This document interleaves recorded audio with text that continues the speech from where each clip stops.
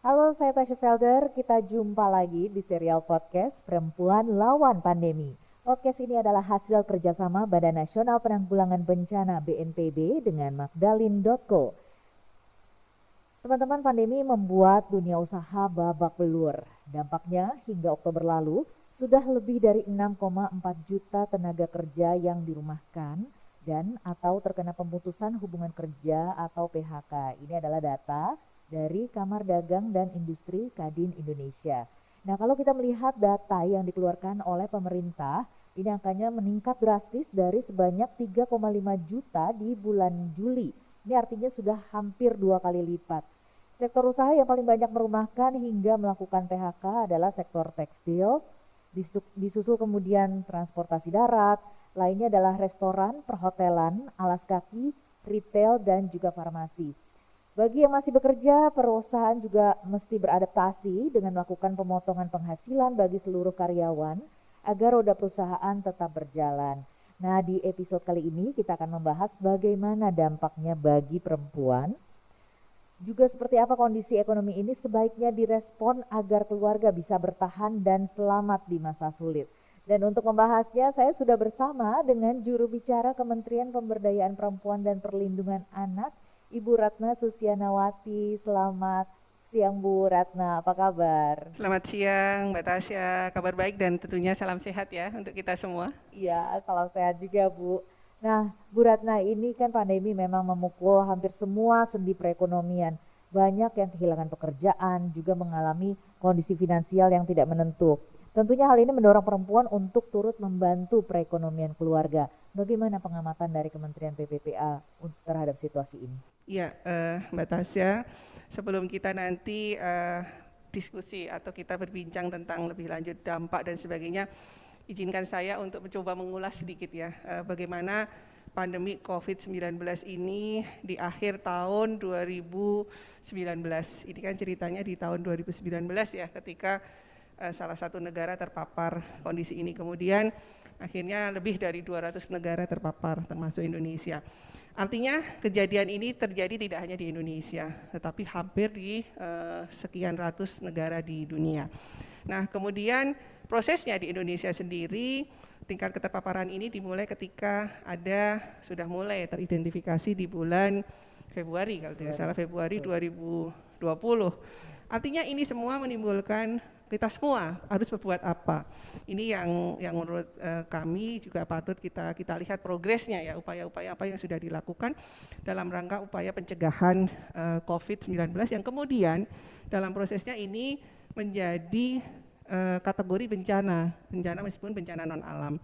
Nah, semua kementerian atau pemerintah tentunya melakukan berbagai upaya sesuai dengan tugas dan fungsinya, termasuk ketika di medio bulan Maret yang lalu tahun ini pemerintah atau presiden juga kemudian dengan langkah cepat membentuk satuan tugas COVID-19 yang kemudian diketuai oleh BNPB. Nah, dalam prosesnya kalau kita melihat dampak dari pandemi COVID-19 ini, memang awalnya kan pasti pasti fokus kita ada kesehatan karena ini virus ya, kesehatan. Tetapi ternyata dengan seiring berjalannya waktu, ini juga dampaknya menjadi multidimensi ya, menjadi kompleks. Tidak hanya persoalan kesehatan, tetapi tadi ekonomi, kemudian juga tatanan sosial kehidupan masyarakat. Karena pada hakikatnya masyarakat Indonesia ini kan masyarakat yang komunal, senang berkumpul. Nah, sementara pandemi COVID-19 ini kan menginstruksikan supaya kita untuk menjaga jarak gitu ya, Mbak Tasya. Ini juga menjadi sesuatu yang harus juga dalam pola kehidupan masyarakat juga menjadi sesuatu yang dia juga harus beradaptasi gitu ya, masyarakat harus beradaptasi. Nah, kemudian dalam konteks tentunya dampak-dampak dari pandemi COVID-19 ini dari sisi kesehatan, bagaimana kita kemudian memasifkan, ini menjadi gerakan bersama menurut saya ya, tidak hanya pemerintah, tapi gerakan semua pihak, mulai dari pemerintah, masyarakat, dan semua baik itu individu ataupun kelompok, untuk melakukan berbagai upaya dalam konteks pencegahan yang kemudian kalau kita masifkan sampai dengan saat ini adalah gerakan 3M, memakai masker, mencuci tangan, kemudian juga menjaga jarak. Ini artinya saya mencoba ini akan mengalirkan kepada peran perempuan ya. Nah, kemudian apa yang dilakukan oleh Kementerian Pemberdayaan Perempuan dan Perlindungan Anak? Tentunya bersama-sama dengan kementerian lembaga yang lain, karena dalam prosesnya Kementerian Pemberdayaan Perempuan juga menjadi salah satu anggota dari Satgas COVID-19. Artinya kita juga dituntut untuk melakukan sesuatu, bagaimana apa yang harus bisa kita lakukan untuk melindungi perempuan dan anak sesuai dengan tugas dan fungsinya Kementerian Pemberdayaan Perempuan dan Perlindungan Anak. Nah, tadi berbicara dari apa yang dilakukan Kementerian Pemberdayaan Perempuan, karena memang ini awalnya adalah sektor kesehatan, tentunya kita memasifkan tadi gerakan-gerakan 3M supaya juga meminimalisir tingkat keterpaparan ya, karena cepat sekali kan pandemik atau COVID ini virus, jadi penyebarannya pun juga sangat cepat. Nah, yang kita lakukan itu. Kemudian yang kedua dari aspek ekonomi, karena kemarin juga begitu muncul adanya PSBB ya, pembatasan sosial berskala besar, kemudian juga bagaimana sistem pendidikan kita, anak-anak kita, sistem pembelajarannya harus dilakukan di rumah dengan pembelajaran jarak jauh dan sebagainya. Kemudian juga bagaimana aktivitas ini nyaris dalam 6 bulan pertama ya, kalau kita boleh menyebut ya, 6 bulan pertama ini kan semua aktivitas kita dilakukan di rumah.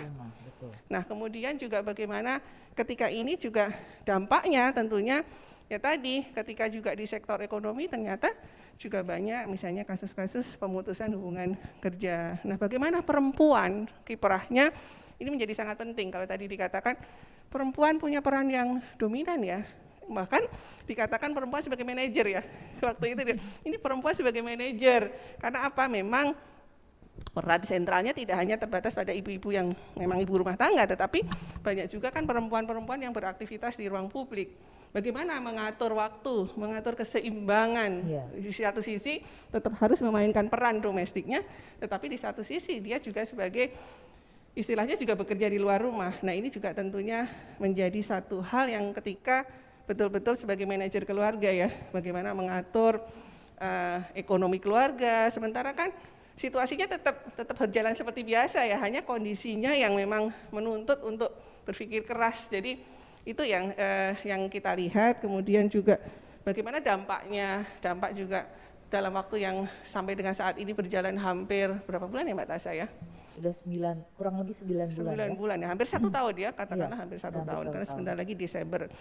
Ini artinya dalam waktu yang sangat panjang ini, setahun ini juga tentunya upaya-upaya pemulihan juga menjadi penting ya. Jadi sekali lagi peran perempuan menjadi sangat penting, tetapi sekali lagi tidak meninggalkan peran anggota keluarga yang lainnya. Jangan sampai nanti ini kok perempuan, tetapi memang peran yang tadi mengatur bagaimana di viral-viral di medsos ya, anak yang belajar dengan kelucuan-kelucuannya seorang ibu dengan kesabaran, dengan di satu sisi harus mengatur dia sendiri juga punya kesibukan, tetapi bagaimana menyeimbangkan ini menjadi sangat penting menurut saya. Jadi sekali lagi ini menjadi apa ya? Menjadi tantangan ya dalam situasi yang sulit ini. Ini menjadi sekali lagi perempuan dan beserta keluarga, beserta masyarakat itu menjadi satu pilar yang ada di garda terdepan. Iya betul, memang peran dan sosok perempuan ini memang merupakan peran yang sentral begitu ya, dan ternyata perempuan juga merupakan sosok yang kuat karena dengan adanya banyak tantangan di masa pandemi ini juga tantangan termasuk juga tantangan ekonomi tadi, ini ternyata banyak sekali perempuan yang akhirnya memulai, mungkin juga karena dampak suaminya terkena PHK begitu ya, dia akhirnya banyak sekali perempuan yang memulai usaha rumah tangga. Nah, ini bagaimana dukungan dari pemerintah? Ya. Ini yang kemudian juga kalau kita melihat dari ada sisi-sisi positif ya, ketika sedikit memaksa, kreativitas harus dibangun dari rumah ya, artinya kan dari keluarga. Bagaimana mengisi waktu yang mungkin saat ini banyak juga bagi kita, tantangan bagi kita pekerja perempuan-perempuan yang bekerja di luar rumah gitu ya, artinya keseimbangan ketika juga harus menjadi figur ibu, tapi di satu sisi juga bagaimana menyeimbangkan dengan aktivitasnya ketika punya kesibukan di luar rumah, tentunya dengan dengan profesinya yang berbeda-beda. Nah, ini tentunya menjadi tantangan tersendiri ya, ketika waktunya biasanya kita sudah keluar rumah jam berapa Mbak Tasya? Kalau di Jakarta ya, katakanlah keluar rumah berapa waktu? 8 jam lah, katakan 8 jam kita full di kantor, tetapi atau di aktivitas lain di ruang publik, tapi ketika itu memaksakan harus semuanya totality 24 jam ada di rumah. Apa yang harus dilakukan? Tentunya ruang-ruang kreativitas ini artinya memunculkan, kalau saya melihat justru dari cerita-cerita di masyarakat ya, muncul bakat-bakat terpendam loh. Yang selama ini seorang perempuan misalnya ya, karena kreativitasnya selama ini mungkin bekerjanya rutinitas ya, memang itu rutinitas pekerjaan di kantor atau di ruang-ruang publik lainnya. Tapi ketika kembali ke rumah, dia kan juga harus tetap mengerjakan tugas di kantor, tapi bagaimana sekali lagi manajer rumah tangga tadi, manajer keluarga tadi, dia tidak akan kehilangan kreativitasnya. Akhirnya dari kebiasaan yang selama ini agak terbengkalai misalnya, contoh sederhana, hobi menanam. Hobi menanam misalnya. Ketika karena ini imun, ingat di bulan-bulan pertama Mbak Tasya, ketika semua minum apa namanya? Kita minum jamu misalnya, akhirnya kembali nanam-nanam ya. Nanam-nanam di seputar rumah, kita apotek hidup dan sebagainya. Nah itu kan ruang-ruang kreativitas yang mungkin selama ini kita tidak cukup punya waktu untuk itu. Tetapi ternyata dari hal-hal kecil itu setelah prosesnya dirasakan, oh akhirnya punya ide lagi, saya ingin mengembangkan dalam hal yang lebih luas lagi, bekerja sama dengan pihak lain untuk mengembangkan usaha-usaha yang sebetulnya tidak pernah terbayang, tetapi kemudian ini menjadi sebuah ruang kreativitas tersendiri untuk tidak mengurangi produktivitasnya di masa yang sulit ini. Jadi memang sosok perempuan ini memang luar biasa ya Bu Ratna, karena di tengah keterpaksaan justru yang keluar adalah kreativitas, kemudian juga akhirnya banyak sekali usaha-usaha rumah tangga yang dilakukan. Nah ini dari pemerintah sendiri bagaimana dukungannya? Ya, pemerintah tentunya hal yang sifat positif pasti kita dukung dan kita support ya. Sebetulnya di masa sebelum kita menghadapi situasi yang berbeda, saya selalu menganggap ini situasi yang berbeda, kita juga sudah mengembangkan model-model pemberdayaan perempuan yang basically-nya ada di rumah tangga. Yang kita dulu beberapa waktu yang lalu mengembangkan yang namanya industri rumahan. Ini sebetulnya industri yang dikelola oleh perempuan, betul-betul rumah berskala rumah tangga dengan konsentrasi kepada upaya-upaya membangun produktivitas ekonomi perempuan ya di sana. Nah ini kemudian dalam prosesnya karena situasi pandemik, situasi yang berbeda, tentu dalam policy ya artinya ya, Kementerian Pemberdayaan Perempuan juga melakukan kita menyebutnya sebagai realokasi dan refocusing anggaran. Jadi kemarin kegiatan kita dan ini hampir dilakukan oleh semua kementerian ya, oleh pemerintah melakukan refocusing dan juga realokasi dari anggaran-anggaran yang ada untuk berfokus pada penanganan COVID-19. Tentunya Kementerian Pemberdayaan Perempuan juga melakukan hal yang sama ya. Kita juga memberikan aksesibilitas kepada perempuan untuk mendapatkan stimulus ekonomi, itu yang juga dilakukan. Kemudian kita juga sekali lagi penanganan COVID-19 ini tidak bisa dikerjakan sendiri Mbak Tasya. Ini harus kerja bersama, kerja multi pihak. Jadi kita juga menggandeng organisasi perempuan, forum-forum ekonomi yang dikembangkan oleh perempuan. Misalnya kemarin atau bahkan sampai dengan saat ini kan kita masih kebutuhan akan misalnya alat pelindung diri. Misalnya contoh kecil masker. Kita bekerja sama dengan misalnya PEKA, kemudian dengan ASPUK. Bagaimana pemberdayaan ekonomi ini kita kembangkan dari perempuan-perempuan dengan melakukan pembuatan misalnya APD. Nah itu yang kita lakukan dan ternyata itu juga memberikan dukungan yang meskipun artinya tidak sebesar yang kita bayangkan, tetapi ini justru menjadi kreativitas tersendiri ketika ibu-ibu kelompok-kelompok perempuan ini bisa kita dorong dengan salah satunya produktivitas itu dengan membuat alat-alat pelindung diri ya, misalnya masker, didampingi oleh kelompok-kelompok yang selama ini bermitra dengan kita. Luar biasa, berarti dukungan dari pemerintah terhadap kaum ibu dan juga kaum perempuan ini total sekali ya Bu Ratna ya, mulai dari materi, kemudian juga pengetahuan, keterampilan.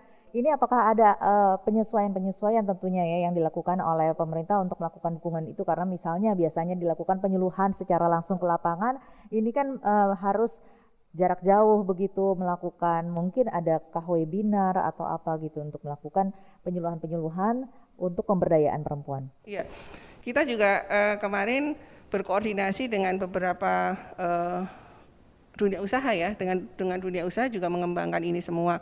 Misalnya kita juga pelatihan, akses terhadap pelatihan itu juga saat ini dengan kondisi yang saat ini tidak memungkinkan untuk banyak keluar, artinya kan bagaimana akses informasi ya, bagaimana mengembangkan tadi produktivitas, kreativitas. Kita juga misalnya dengan Excel Axiata, mereka ada pelatihan yang namanya Sisternet.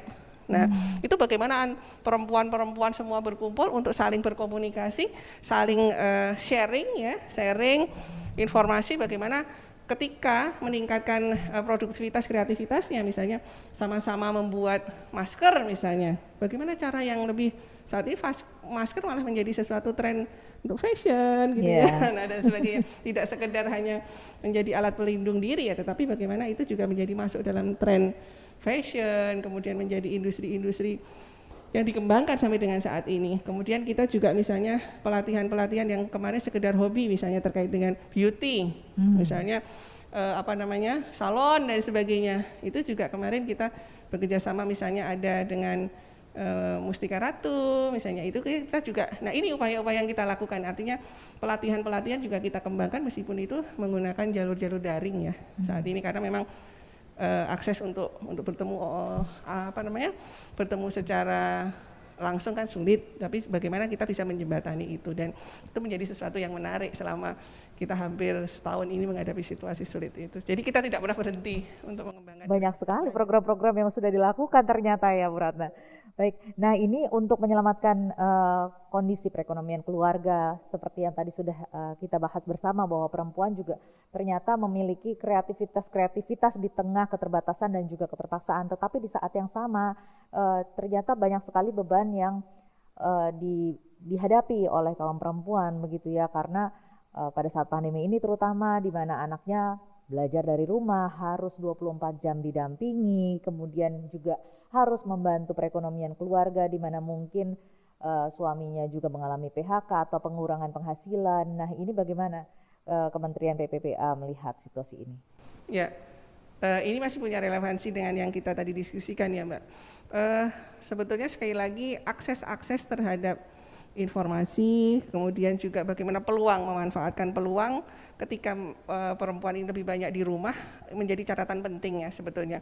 Apa yang bisa kita lakukan untuk itu? Tentunya juga kita terus mendorong ya upaya-upaya kreativitas tadi.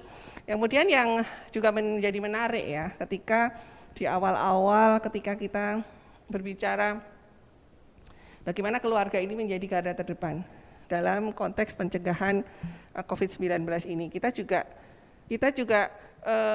memasifkan gerakan-gerakan kolaborasi dengan semua pihak Mbak Tasya. Kita di awal tahun kemarin begitu pandemik ini muncul, kita menginisiasi gerakan jaga keluarga, yang kemudian portalnya sudah ada juga masuk di situsnya BNPB ya, bersama jaga keluarga. Ini sebetulnya adalah kolaborasi multi pihak. Jadi tidak hanya di tingkat kementerian lembaga, tetapi juga dengan daerah dan masyarakat. Dan termasuk juga dengan komunitas-komunitas yang selama ini sudah dibentuk oleh Kementerian Pemberdayaan Perempuan dan Perlindungan Anak. Apa gerakan bersama jaga keluarga itu? Adalah gerakan untuk memasifkan upaya-upaya pencegahan, penanganan COVID-19 ini, termasuk pemberdayaan. Apa yang bisa kita lakukan di sana?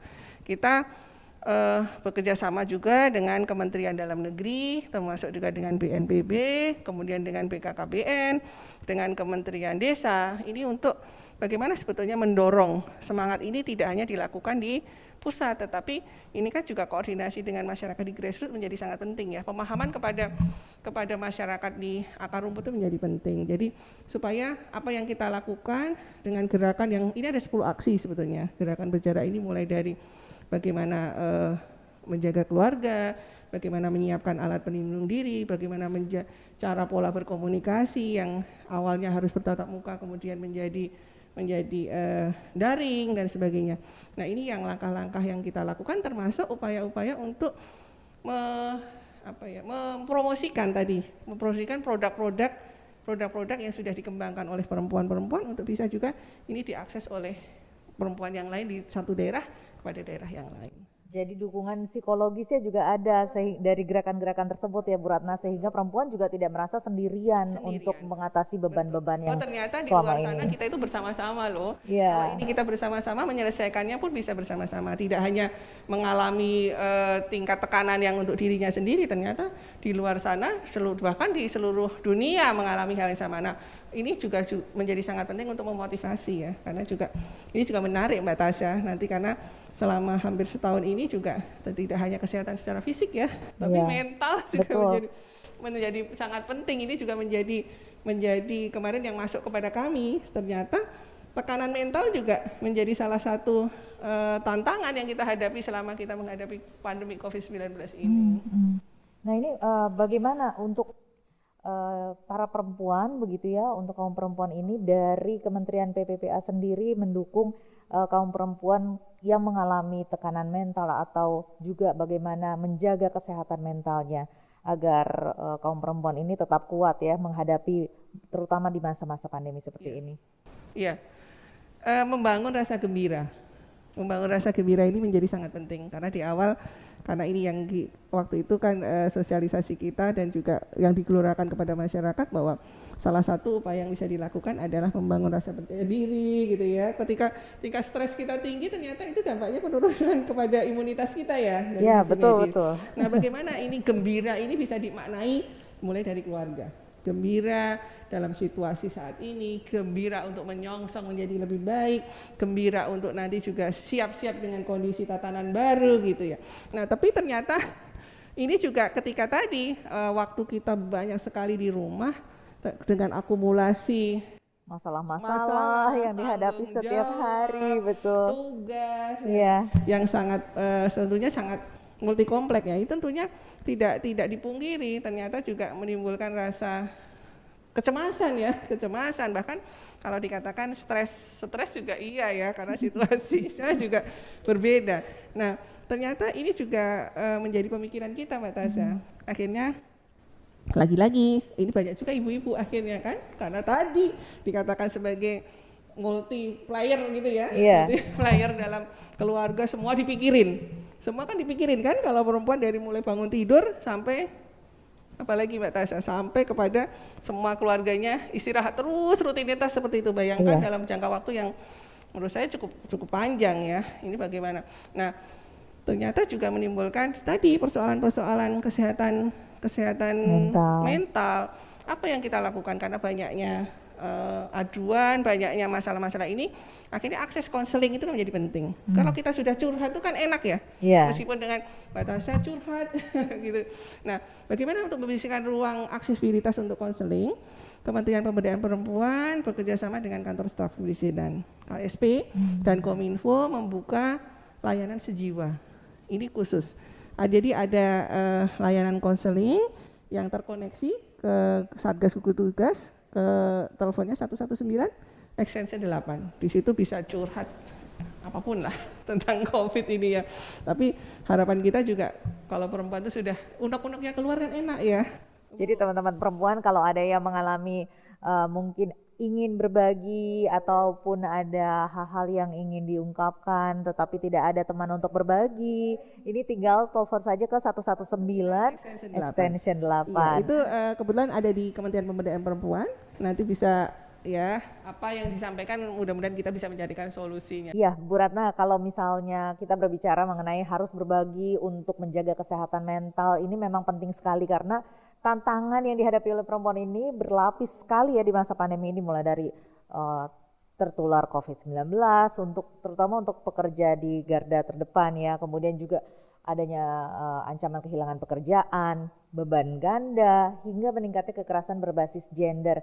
Nah, ini bagaimana pantauan dari Kementerian PPPA tentang dampak pandemi ini terhadap kekerasan berbasis gender? Ini juga menjadi salah satu kemarin fokus kita Mbak Tasya. Kita pikir dampak ini ternyata menjadi dampak yang sangat multi kompleks ya. Awalnya dari kesehatan, ekonomi, ternyata juga memunculkan dampak yang lain. Karena tadi sirkulasi proses yang sangat banyak di rumah, kemudian kondisi-kondisi yang sangat berbeda ya, terutama dari sisi ekonomi. Persoalan-persoalan ekonomi ini dampaknya dalam relasi suami istri, dalam keluarga, ini ternyata juga dampaknya kemarin yang kita temui tidak hanya di Indonesia, ternyata ini di dunia juga. Kekerasan berbasis gender.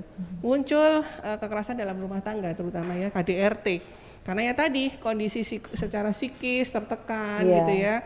Kemudian kondisi ekonomi juga mempunyai dampak yang luar biasa, PHK, bagaimana mengatur keuangan yang kondisi yang sulit, pendapatan juga bagi yang melakukan usaha juga berkurang dan sebagainya. Nah, ini tentunya juga membuat satu situasi yang sulit dalam satu keluarga. Akhirnya apa? Ini menjadi kasus-kasus kekerasan berbasis gender yang sangat banyak itu adalah korban kekerasan dalam rumah tangga.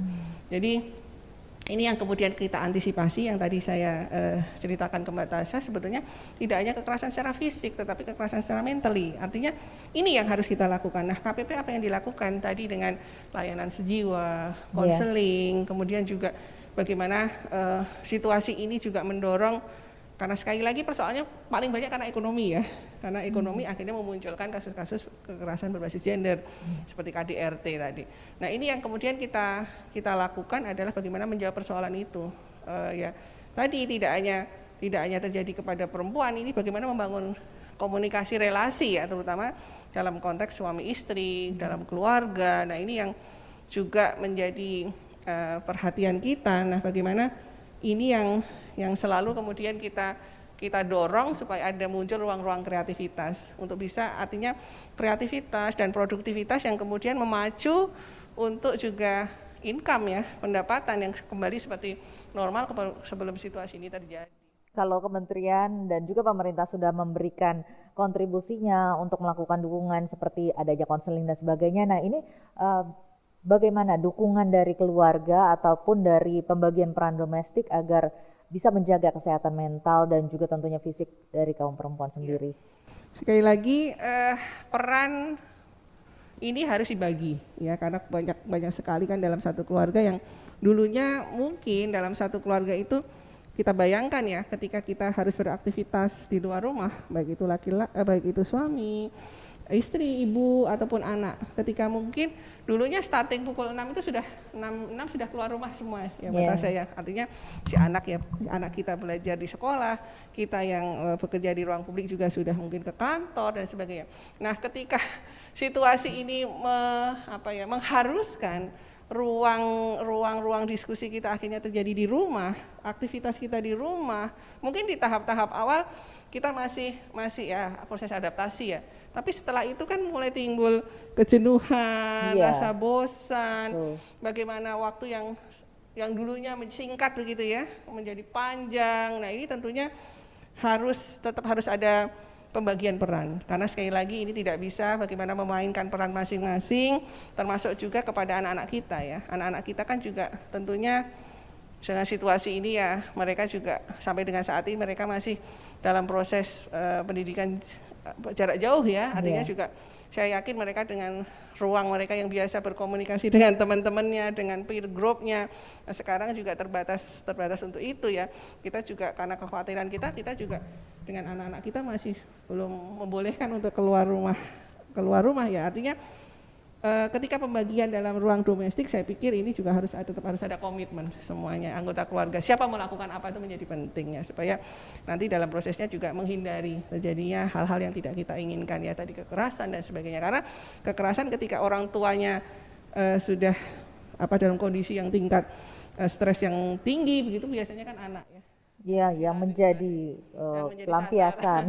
Ini yang kita hindari, jangan sampai lah. Karena kita semua sudah dalam situasi sulit, nanti ditambahkan dengan situasi yang juga akan menambah lebih sulit lagi dan lebih kompleks lagi. Saya pikir pola komunikasi menjadi penting. Komunikasi untuk saling menyapa, untuk saling mengeluarkan tadi rasa unek-unek dan sebagainya ya. Saya pikir itu semua harus dimulai dari keluarga, karena ini memang yang menjadi miniatur dari dari kehidupan kita sebagai unit terkecil ya. Keluarga kan sebagai unit terkecil dalam masyarakat. Iya, jadi sebenarnya memang benar sekali, perlu sekali itu dan penting sekali pola komunikasi, kemudian juga pembagian peran, dukungan-dukungan dari setiap anggota keluarga terhadap terutama khususnya kaum ibu. Jadi di sini sebenarnya pandemi ini tidak selalu memberikan dampak yang negatif, tetapi kalau kita sikapi dengan positif, jadi sebenarnya justru memunculkan rasa kepedulian dari setiap anggota keluarga bahwa setiap anggota keluarga ini tidak hanya harus mengerjakan ini, tetapi semuanya juga ikut bersama menyumbangkan apa yang bisa dilakukan untuk satu sama lain. Karena kalau tidak seperti yang Bu Ratna katakan tadi bahwa anak bisa jadi korban untuk pelampiasan. Nah, selama pandemi ini bagaimana sih dampaknya terhadap tumbuh kembang anak? Sekali lagi kalau berbicara dampak pandemi ini kan tidak mengenal segmen usia ya. Kalau kita berbicara anak ini kan artinya seseorang yang 0 sampai 18 tahun ini anak. Ya, anak ini ya anak-anak yang seseorang yang berada di bawah 18 tahun. Nah, kondisi ini yang tentunya bagaimana proses tumbuh kembang anak tadi ketika anak saat ini pemenuhan hak dasar juga menjadi penting ya, pelayanan dasar. Bagaimana kita memastikan hak kesehatannya, hak pendidikannya, hak untuk mendapatkan asupan gizi. Nah, ini kan juga menjadi penting. Ketika anak usia 0 sampai dengan 5 tahun, ketika ini ada dianggap sebagai golden age gitu ya. Bagaimana kita dalam situasi sulit ini pola konsumsi tidak berpengaruh gitu ya, karena situasinya memang tidak mudah kita untuk yang selama ini sehari-hari dengan tingkat mungkin ini kan berkorelasi dengan tingkat penghasilan ya Mbak Tasya. Tapi bagaimana memastikan ini juga proses tumbuh kembang anak, bagaimana dia mendapatkan yaitu layanan-layanan di dalam misalnya pendidikan juga, bagaimana dia mendapatkan pendidikan pengasuhan menjadi penting. Ya, ini pengasuhan dalam situasi ini figur ayah, figur ibu gitu ya, orang tua itu menjadi penting. Jadi pola pengasuhan, karena sekali lagi anak-anak itu dalam proses tumbuh kembangnya kan dia mendengar, lebih cepat mendengar mendengar apa yang dia dengar, melihat apa yang dia lihat. Nah, ini juga supaya juga mereka juga tetap happy, tetap gembira, mendapatkan keteladanan juga yang baik, keteladanan dari perilaku kita orang-orang dewasa yang ada dalam keluarga itu. Nah, ini juga proses tumbuh kembang itu kan tidak hanya secara fisikly ya, tetapi bagaimana karakter, mental itu juga menjadi penting. Nah, ini yang proses ini yang juga harus selalu kita jaga ya, jangan sampai anak-anak kita nanti ke depan malah akan melihat situasi ini akan membuat mereka menjadi trauma berkepanjangan. Nah, ini yang menurut saya juga harus menjadi perhatian kita semua, Mbak Tasya. Dan juga didorong juga kreativitas dari kaum ibu untuk seperti tadi menjaga gizinya, karena sebenarnya untuk bisa menyediakan kebutuhan gizi yang mencukupi untuk meningkatkan imunitas tubuhnya itu tidak harus mahal ya. Tidak harus mahal. Tapi bagaimana mengolah pola konsumsi yang sederhana tetapi tidak mengurangi asupan gizi. Nah, itu kita juga mengeluarkan lagi, Kementerian PP dan PA banyak sekali yang kita juga dengan asosiasi dengan Persagi dan Persahi itu gizi, ahli gizi melakukan pelatihan online untuk gizi. Nah, tadi memanfaatkan yang ada di sekeliling kita, misalnya apotek hidup, warung hidup, misalnya bagaimana kita menanam tadi dari hal-hal yang sifatnya kreativitas yang selama ini tidak kita pikirkan, Mbak Tasya. Kita mulai dari menanam dulu kan ibu-ibu kita zaman dulu gitu ya, kita menanam apotek hidup, menanam warung hidup ya, yang sayuran-sayuran itu kan misalnya bisa kita manfaatkan untuk menjadi sebuah olahan makanan yang tidak perlu mahal, tetapi ini tidak mengurangi kandungan gizi yang untuk proses tumbuh kembang anak. Tidak hanya untuk anak ya, tetapi juga untuk anggota keluarga yang lain. Semua anggota keluarga. Betul. Tidak semua yang sederhana itu mengurangi proporsi dari yang seharusnya kita siapkan gitu ya. Nah, kalau berbicara mengenai kesehatan mental dari anak-anak ini, ternyata dampak pandemi ini juga sayang sekali meningkatkan kejadian atau tindak kekerasan terhadap anak. Nah, ini apa yang perlu dicermati terkait dengan perlindungan anak di masa pandemi? Ya. Kita kemarin juga ini yang perlu kami sampaikan lagi, Kementerian Pemberdayaan Perempuan juga berkolaborasi dengan dunia usaha. Kita berkolaborasi dengan dunia usaha ya, artinya kemarin di awal-awal bulan atau di pertengahan di 6 bulan pertama itu kita memberikan dukungan dalam bentuk memenuhi kebutuhan spesifik perempuan dan anak. Misalnya kan berbeda ya antara kebutuhan perempuan dengan laki-laki nah kita bekerja sama dengan dunia usaha memenuhi itu. Kemarin memberikan dukungan dalam bentuk kebutuhan spesifik perempuan dan anak. Itu juga termasuk dalam konteks kita memberikan perlindungan untuk tadi imunitas, untuk kesehatan, untuk pola konsumsi supaya mereka tidak gampang jatuh sakit. Nah, kemudian kita juga mengembangkan karena memang anak-anak kan juga perlu edukasi ya Mbak ya. Iya. Edukasi ya Mbak Tasya ya. Bagaimana kita mengembangkan model-model komunikasi, lagi-lagi komunikasi, informasi dan edukasi untuk anak-anak dengan gayanya anak-anak supaya mereka juga sudah sibuk dengan urusan pekerjaan tapi dia juga punya waktu untuk relaksasi, melihat misalnya video-video yang kita kembangkan ya. Kita punya video-video grafis yang memang itu sasaran anak. Jadi bagaimana melatih mereka untuk gembira, melatih mereka untuk selalu berkreativitas. Anak-anak ini juga mulai banyak loh, kemarin juga saya lihat banyak sekali mendengarkan juga dari cerita teman-teman, dari kolega. Nah ini sisi positifnya ya, tapi sekali lagi kewajiban utama mereka adalah kalau bagi yang sudah sekolah kan kita mendorong mereka untuk terkuningnya sekolah ya. Tetapi di luar itu bagaimana memanfaatkan waktu ini menjuluk kreativitas mereka. Akhirnya mereka juga banyak yang berhasil, usaha-usaha yang dia mulai dari memasak, dari belajar dari medsos dan sebagainya. Nah khusus untuk perlindungan ini juga dengan BNPB kita mengeluarkan protokol-protokol perlindungan anak. Itu juga menjadi penting, catatan-catatan penting karena memang anak kan spesifik ya, artinya beda treatmentnya dengan orang dewasa. Demikian juga tadi ketika sedikit menyinggung yang kekerasan berbasis gender, kita juga melakukan protokol perlindungan perempuan dari kekerasan. Semua sudah kita sebetulnya sudah kita upayakan gitu ya. Secara menyeluruh secara ya, menyeluruh, di semua aspek. iya di semua aspek dan tinggal bagaimana sebetulnya kita mendesiminasi ini, mengimplementasikannya ini dengan kerja bersama sebetulnya Mbak Tasya. Bu Ratna, ini memang selama pandemi ini data menunjukkan bahwa kekerasan terhadap anak dan juga perempuan meningkat, baik secara fisik, mental, seksual begitu ya. Nah bagaimana dari Kementerian PPPA sendiri membantu mengatasi masalah ini? Ya, persoalan-persoalan ini juga cukup banyak ya, selain tadi yang layanan-layanan yang kita siapkan ya Mbak Tasya, kita ada gerakan berjarak itu menjawab harapan kami, menjawab semua persoalan-persoalan ya, karena itu gerakan multi stakeholder ya yang ada di pusat, daerah dan juga yang ada di grassroots.